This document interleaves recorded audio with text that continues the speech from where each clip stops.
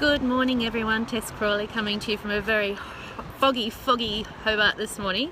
I'm actually on my way to the swimming pool to take my kids for a swim. It's a very cold morning. I really don't feel like going swimming, but the truth of the matter is I don't really have a lot of choice because I have promised.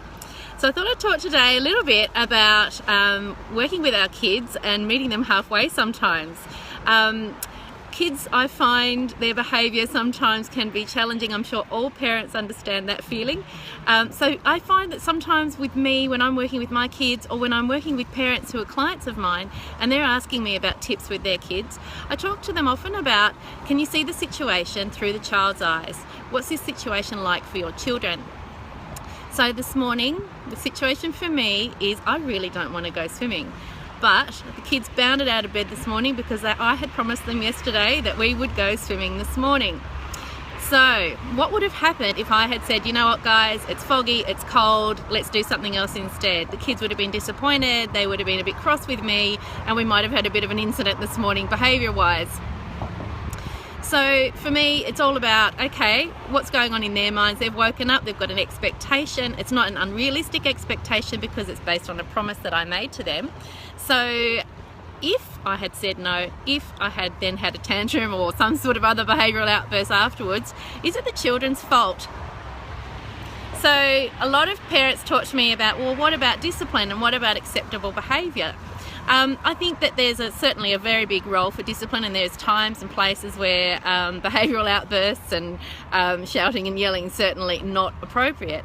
But I think there's also times when as adults we need to be the big people in the room and say, well, hang on a minute, who's at fault here? If I go against my word, is that the children's fault?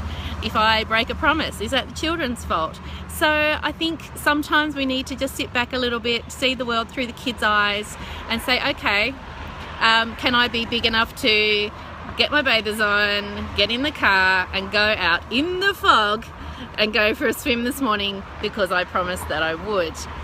So that's my little message for this morning, just having a little think about seeing the world through kids' eyes. And when it comes to behaviour challenges and when it comes to working with your kids to help them through some of their behavioural moments, if you can take a little minute, calm yourself down first, take a couple of deep breaths, and then ask yourself the question, what's going on in their minds? How are they seeing this situation, whatever that situation might be? So think about, I think the stereotypical example, of course, is little people throwing tantrums in supermarkets when they see lollies at the counter. Okay, I think we've all been there. So thinking about, well, what's going on in their minds when they see those lollies, when they see when we're standing at the checkout for however long it takes to get through that line, and there's a big pile of lollies there and we're saying no. So in that situation, something that I've found helpful and some of my clients have found helpful is to actually talk them through the situation ahead of time. We're going to the supermarket, it's going to take a long time, it's going to be a bit boring, and there are going to be lollies at the counter, so how about we don't set up an expectation in their minds they're going to have those. So you can either avoid the lolly counter or you can word them up in advance so there's no lollies today, or you can actually make it a reward opportunity. So good behaviour gets rewarded with a treat at the end of the day. So again, thinking ahead, seeing the situation through their eyes and wondering what that situation might be like for them. Speaking of promises, I did promise last time I would speak to you from a quieter location. Clearly I have gone against that promise, but today I really just couldn't miss the opportunity to show you the fog. I know that some of my viewers are not in Hobart, so there's the very famous Rest Point Casino, Australia's first casino, and some of Hobart's beautiful waterfront view behind me with the yachts on the water. There's a lot of fog coming down the river today. It's very, very beautiful. As I said, very cold, and I am going swimming. So I hope you have a great day, whatever you're doing today. If you're on school holidays with your kids, I hope you're having fun doing whatever you're doing.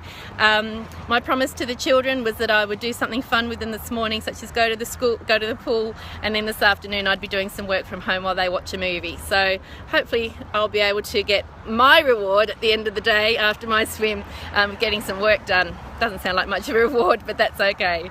Have a great day. See you all soon. Bye-bye.